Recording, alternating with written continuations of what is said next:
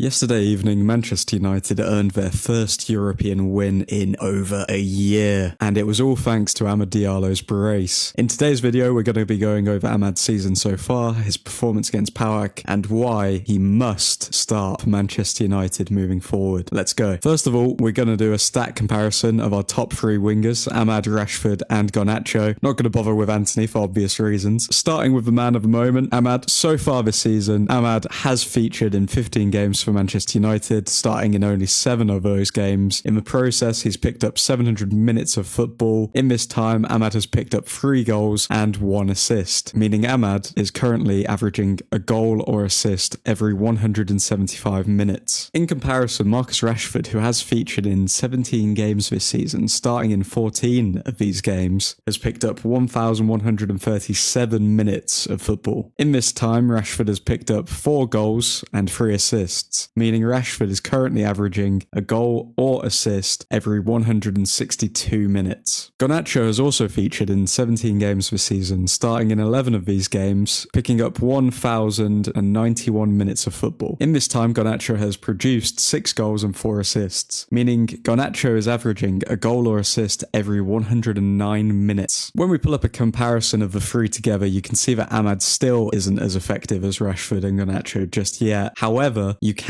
obviously put the argument forward that should Amad be given more time, then he may be able to eclipse Rashford with not much separating the two currently. And given that Marcus Rashford has predominantly been playing on the right-hand side, Rashford is Amad's main competition for a starting spot. We all know that both Rashford and Garnacho prefer the left wing. However, given their current form, despite him being wasteful at times, you would have to opt for Garnacho to start on the left, purely based on his numbers this season, which in turn would mean that our front three for the upcoming Leicester game should be Garnacho on the left wing, Højlund at striker, and Amad on the right wing. Hopefully Ruud is willing to roll the dice in his final game as interim manager. Before the match, Ruud had this to say on giving Amad the start. Amad on the right as well, to give Marcus a breather, and Amad is training well. He'll be up for it. Funnily enough, I think describing Amad as up for it may have been an understatement. I mean, that boy was hungry. I've rewatched the second goal at least 20 times by now. The way he presses and rushes the defender into making a mistake to then go on and have the strength to shrug the defender off of him. Chef's kiss. This is what we expect to see from our attackers. Show you intent, show you desperation to get a goal, show you're good enough for this club. Well done, Amad. Following the 2-0 win, Amad had this to say: "It is important to score. This season I've been a little bit unlucky, but I am happy to score 2 goals. Now, I don't know if he's referring to being unlucky because of his lack of playing time that he received under Ten Hag, or unlucky due to the ball not going in the back of the net, but hopefully he's going to turn a corner following this performance. It is the work we do in the training. We have to press the opposition team. I do my job." Call him the postman, because Amad always delivers. He does his job. No, but seriously, the reason I've pulled this quote up is because Amad is showing that he's actually listening to instructions that the coaches are giving him. He's telling us that this is what the players are training to do. This is important because it just goes to show how much our other forwards have been underperforming in this pressing department. Kobe Mainoo showed his support for Amad by posting Amadinho onto his Instagram story. Rasmus Højlund had this to say following the result and Amad's performance: "No witty caption tonight, just want to thank you guys for hearing those chants when we're on the pitch. Never getting used to it and absolutely loving it. Congrats Amad Diallo, you deserve it." I'm not surprised there's no witty captions coming from Højlund following that performance. The man averaged 1 pass every 22 minutes, totaling 4 passes in 89 minutes. Interim manager Van Nistelrooy had this to say on Amad after the match: "He has been incredible in training. He was never affected by not playing, always training well, and staying on the training pitch, saying, 'Ruud, let's do more, Ruud, let's do more.'" Once again, this just shows the hunger of Amad to be a success at Manchester United. We're not only seeing it on the pitch, as demonstrated by his second goal, we're not only seeing him say himself that he wants to work hard for the club, but behind closed doors, he's also pushing himself to become a better player by begging the coach to do more training with him. It's often we'll hear players say that they want to put it all on the line, but rarely do we see it. The praise didn't stop there though. Ruud also had this to say: "He was our best player in the first half and decided the game in the second. The second goal had everything in it. That is Amad Diallo. He fought to win the ball, he pushed through to get the shot, and had the quality to bend it around the goalkeeper. That sums him up." High praise there from the coach. Following the victory, Amad had this to say on the new coach Ruben Amorim: "I will say we are excited to have him with this team. team, and I can't wait to work with him. Ahmad is definitely one to watch under Amorim, not only for his goal scoring, but also the chances he's creating. Amad Diallo has created more chances, 18, than any other United winger across all competitions this season, despite having played just 700 minutes. This stat is particularly important because one thing that has been said about our forwards is their greediness, but Ahmad has shown consistently that he is also looking to create, which should he get a run of games, would bring some much needed balance to the side. Finally, I thought I would just show everyone this chart showing Ahmad's touches, chances created, shot attempts, aerial duels, goals, and defensive actions. In all of these categories, Ahmad is ranked in the top 75% of players in his position from similar leagues. This is a percentile ranking. For example, a player with a 90% percentile ranking on chances created means that they create more chances than 90% of players in their position in similar leagues. To be 22 years of age and be in the 96th percentile for chances created and 90th percentile for defensive actions, there's really no justification for not starting him against Leicester. Come on, Rude. Let me know your thoughts on Ahmad in the comments. Should he start versus Leicester? Should he be given a run of games? In my opinion, he has to start and he has to be given that run of games. If you enjoyed this video, subscribe, drop a like, and stick around for more Honestly Biased Sports content. Really appreciate you tuning in, and Godspeed.